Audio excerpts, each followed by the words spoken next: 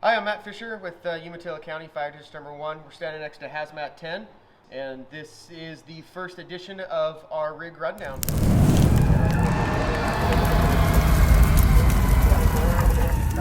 Give a shout out to the Oregon State Fire Marshals. They and the Oregon State Police, they are the ones that actually manage the team. This piece of apparatus is actually owned by the State Fire Marshal, and we as Fire District 1 maintain it. So this is one of their pieces of apparatus that we house in our station. So we're going to start off in the driver's seat here of the 2015 Pierce Enforcer. This is where the driver will sit and operate the apparatus to and from all of our calls. They have all of the controls up on the dashboard with toggle switches, so they can turn on and off the emergency lights and the sirens. They can run a generator from here. Up in the top here, you can actually see there's a small little screen, and that actually has a backup camera with audio. So as we're backing up this large apparatus, not only do we have somebody back there physically backing us up, but we do have the ability of how to have an electronic assistance in the system, which is pretty nice. As we move our way down the apparatus, you can see we have the shoreline here. This is actually, as you can see, it's 220 volts. It's quite larger than most of the shorelines that we have on apparatus. That's to run all of the electronics that we have inside that we'll be looking at here shortly. As we work our way down, another access door that works into the back. This is what we consider our resource area. The resource area in the back has all of our manuals. It has a TV, it has satellite, a computer, satellite phones, just a huge control center of technology, so that when we're going to and from the calls, we can actually look up the information. So prior to showing up on scene, we already have a basic knowledge of the material or the product that may be spilling, so we can mitigate that a lot faster. So we'll go ahead and look behind this door here.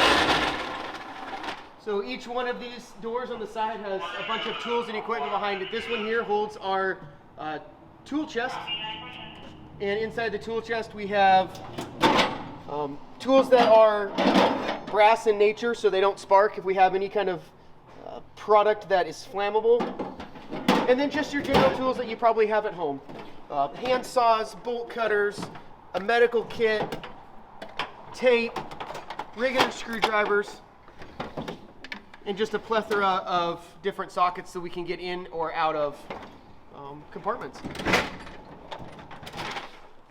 Inside of this compartment, we have quite a few totes that hold our equipment. We have some chairs for when we're getting in and out of our suits. We have some personal protection devices here for the water, so we have some PFDs.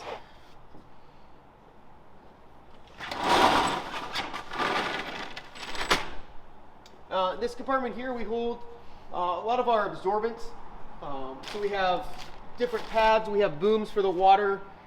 And then down here in this section, these trays actually slide out as well.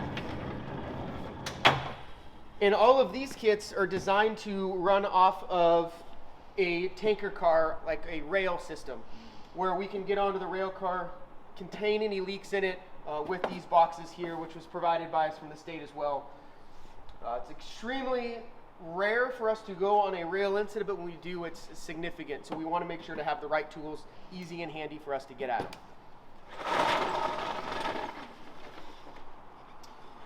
In the back here, we have more equipment. This is what we call an overpack drum. So this drum here will hold 95 gallons worth of product.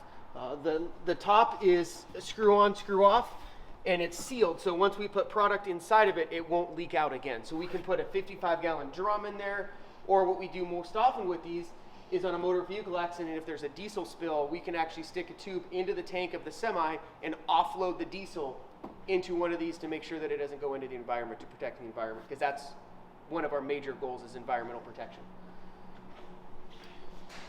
Then on the back, we have a ladder that goes all the way up, and on top here we have more compartments with all of our suits and boots and gear that we actually wear on the incident. Since they're so big and bulky, this is the best place to keep them up here. We also have some on the side, which we'll show you here in just a second.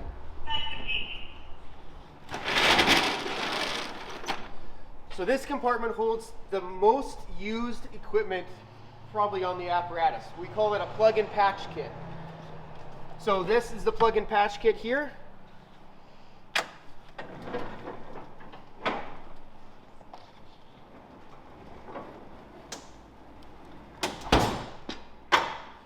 And what this kit does, I'll pull it out. So inside of each one of these boxes that we can individually break apart are tools that we use to plug and or patch a hole in a tank, a cylinder, or some kind of a drum that contains chemical materials, hence the name of the plug and patch kit. We have everything from your generic wedges that you'd use to put a door or a window in, to golf tees, to tape, to epoxies. With this kit here, this is really our go-to for any kind of leak. It works really great, and one of our in-house guys actually designed and developed this kit for our use, and he did a great job with it. Also, we have in this compartment what's called an A, B, and C kit for chlorine incidents. Chlorine comes in 3 different sizes. Either it's like an oxygen tank size, a 1-ton cylinder, which is like what they use for water incidents, or we have the ability of plugging a chlorine tanker car. So we can do all 3 of those depending on where the leak may be. We can contain those because chlorine is one of those chemicals we really don't want getting out into the environment because it's extremely dangerous. So we have kits for those. We also have a grounding and bonding kit. So if we have to drill holes in a metal tank, we can connect our equipment to the ground and to the tank, so we're all one, so we have no static charge, so we don't create an explosive environment. This is our transfer pump. This is the pump that we use to offload our fluids, whether it be diesel or any kind of flammable liquid or non-flammable liquid that's in a cylinder that's leaking. We can actually, instead of trying to mitigate the leak, we can just empty the product into one of the overpack drums that we looked at. Okay, in this compartment here, yet again, it's just like the other side. It's a pass-through, so we can put really large pieces of equipment in here that may not fit in other ones. Like this here. These are actually used for taking samples out of a large drum, where we can actually stick it in. You plug the end of the tube, and then you can withdraw it out and get a sample of the chemical if it's not known to us. Behind each one of these doors here are compartments to put more SCBA bottles if we needed them. But currently we hold all of our SCBA bottles in this custom rack that we had built. So inside here, all of our SCBAs are self-contained breathing apparatus. We use the brand MSA, and these are our packs. These are a 1-hour bottle, and they're pressurized to 4,500 PSI of just regular breathing air. Nothing fancy here. It's the same air that we're breathing now, just compressed down.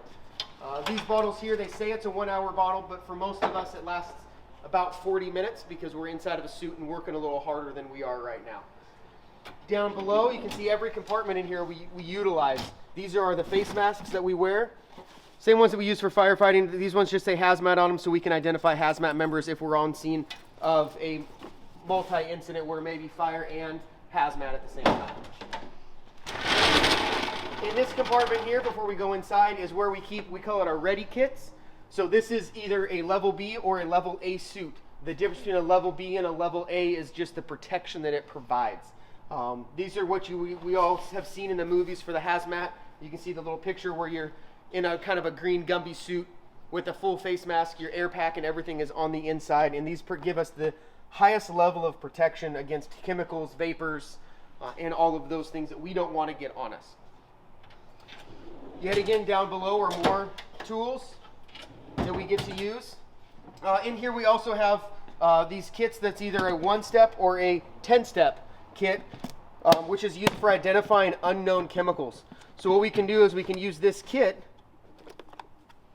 and inside of here we have pH paper, we have other chemicals that react certain ways to certain chemicals. So we use the small little test tubes and we'll put chemical in it, and depending on the reaction that happens, we go through this yes-no algorithm, and at the end of the algorithm, it'll tell us what classification the chemical is, whether it's a flammable, whether it's an acid, whether it's a base, and so on and so forth. So we don't get the name of the chemical out of this, but we at least can get a classification. So if we want to hop on the inside here, we'll see what's on the inside. So on the inside here, it looks small, but yet we have the ability of taking this portion and sliding it all the way out to enlarge it, which we'll do here in just a second. But while we have it contained, I'll show you some of the other equipment that we have inside. So because we go on hazmat calls, you can see we have a microwave and a coffee maker, which isn't normal in a fire truck. But our incidents can last anywhere from a few hours up to days at a time. So we need to have the ability of making some kind of a food or rehabbing, as we call it, our bodies on these incidents. So we have water, we have ways to hydrate ourselves and ways to feed ourselves. So we're kind of a self-contained unit. In the back here, we also have our radios. So we can talk to each other, we can talk to dispatch. These are brand new to us, that we just got them. So it's really nice that we have nice new equipment. We also have cell phones. We have an iPad that we can connect to a GoPro camera that we can take down range, as we say, which is into the product area. So that way those that are here can see what the entry team or the guys that are going down into the product see, to get a better communication. Up here, what we have is all of our radiological equipment. Their brand name or model name is called a Ludlam. And what that does is these monitors will, once they're turned on, they will read background information on any kind of rad or radiological exposures that are out there, and they'll give us an actual reading on the monitor. And so that way we can check if there is anything or if there's not anything. There's a kind of a rule in, rule out. We take these on every incident. Every incident when we go downrange or into a product area, we always bring some kind of a radiological monitor just to make sure there's nothing going on. On the back side here, we just have extra equipment, extra backup computers, extra backup flashlights, because yet again, sometimes we go out in areas where there's nobody else. It's just us. So we want to have backups in case something fails. As we work our way around, these are two of our newest pieces of equipment that we have for the team. So this piece of equipment is called a Gemini. And what this does is this uses a spectrometer and a laser, which is on this little tether here, and it'll actually go through a substrate or through a piece of glass, so we don't actually have to take chemicals out of glass containers anymore. We can put it in a glass container, seal it, bring it over, and this machine will actually read through the glass and tell us the exact chemical down to the brand name that it is. It's really, really scientific. It's a lot smarter than any of us are, which is really nice to have it on the team, because this is kind of our little mini brain, if you will. Great piece of equipment that the state just got. And then this is our drone. So we do have a member on our team that is certified and licensed to fly drones. He's also a pilot, so it made it really nice for us. So we do have the ability of flying a drone over to give us a good aerial view of the incident. Underneath every compartment in here, we have equipment, we have tools, we have things. Underneath the bench seat, we even have some small containers that hold either hand sanitizer for cleaning, vests to identify who on the scene is doing what role, to get things just a little more organized, especially for those areas that aren't used to having a hazmat team show up. Just makes it a little more streamlined. This section here is what holds all of our air monitors. Air monitors are very important to us because most of the chemicals that we run into, we can't see them, we can't smell them, and we can't taste them. So we need to know what they are. So we have 3 different monitors here that all will read the same gases. These 3 are all identical. They'll read oxygen, carbon monoxide, hydrogen cyanide, and LEL, or lower explosive limit, to see if something's flammable or not. These 2 smaller monitors here just do 1 gas at a time, and as you can see, they are both identified. This one is ammonia, and then this one is chlorine. So they both do a different gas for just 1 at a time. And then the very end, we have 2 other monitors that look very, very close together, but slightly different. You can see this one has a little bit longer tip on it. So this one is specifically designed for benzene. And then this one will do anything that is a organic compound, volatile organic compound. It's a VOC meter. And so this will see anything like paint thinners or anything that's volatile, that's flammable. It's very, very sensitive. Where our lower explosive limit monitors are kind of more of a generic reading that we'll get. So if we think it's flammable, we can use this monitor here, and it's extremely precise. Okay, up top here we have a printer that's able to print, to fax, to scan, anything that we may need to send either to the state or outsource anything for help. Although we have all of these monitors, sometimes we run into an issue where we don't know what the chemical is. So there's phone numbers and there's databases that we can access that actually have people standing by 24/7 that are radiological specialists, that are chemical specialists, that are chemists, those kind of things, and we can send them the information and the feedback that we got from our monitors, and then they can tell us most likely this is the chemical that you're dealing with. So it's really nice to have all this technology in this one self-contained apparatus for us to use. Up here we have all of our books that we use to reference chemicals depending on their identification, whether that be its physical name or the classification name given by the manufacturer. A lot of them have 3, 4, 5, 6-digit numbers that we can use to cross-reference in these books found in both these compartments. We also have a computer, and along with the computer down here, we also have a satellite. The satellite will give us internet anywhere we go. So all we have to do is push a button and it'll lift itself, find a signal, and lock onto it. It's really, really nice. And then this is actually a custom piece that we designed outside of Pierce for our person in the resource center. It's just a seatbelt that you push and it drops down, and now you have access to a TV. The TV is directly linked to the computer. So as you're driving down the road, somebody can be sitting here, seatbelted in, and be typing and it pulling up information on a nice big screen instead of a smaller screen on a computer. And it's a lot more stable here versus a computer screen that has no way really to connect to anything. So it's a lot safer. Up in the corner here, the blue screen, that is connected to our weather station. The weather station is up top. When we go up there, I can show you. The weather station will connect. It's about a 5-foot boom, and it'll give us a spot weather for where we're at. So we can tell weather, wind, humidity, all of those things that are important to us depending on the chemicals. If some of the chemicals, say, are reactive to water, and we see that there's a big wind coming in off the water, or the humidity starts to go up, we know, hey, this may have a little bit more of a reaction than normal. So we can change our plans or change our mitigation tactics off of the weather itself.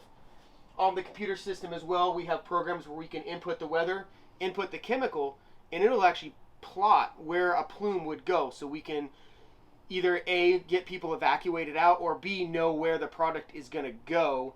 If it's a chemical that may go up, like ammonia, go up, mix with the moisture in the air, and then become liquid ammonia and fall back to the ground, where we can actually see where that fallout, if you will, would take place.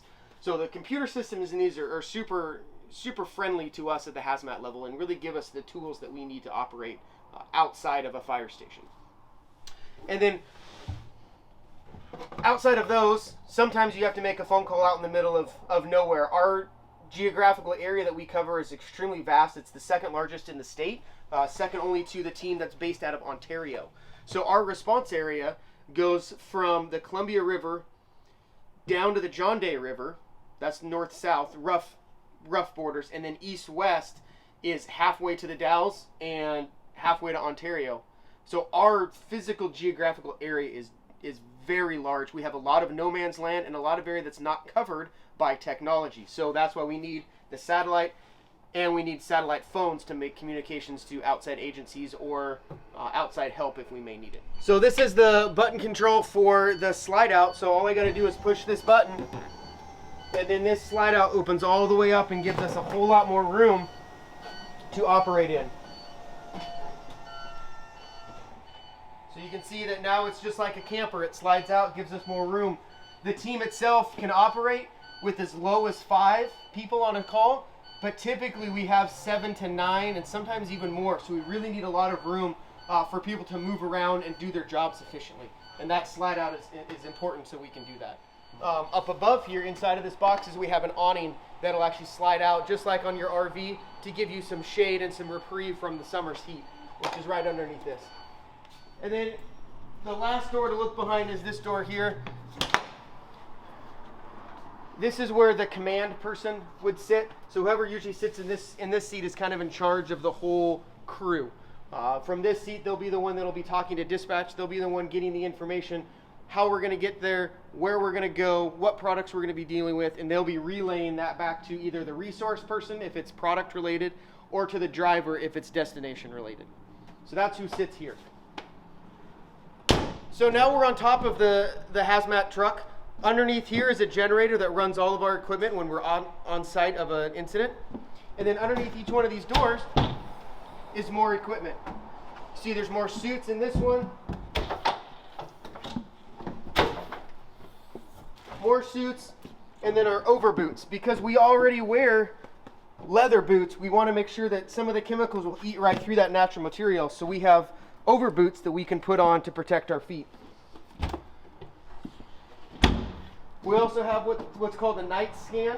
So this is an LED lit up antenna, if you will. So we can make anything go from night to day with that. It's extremely bright and it will light the scene up for us.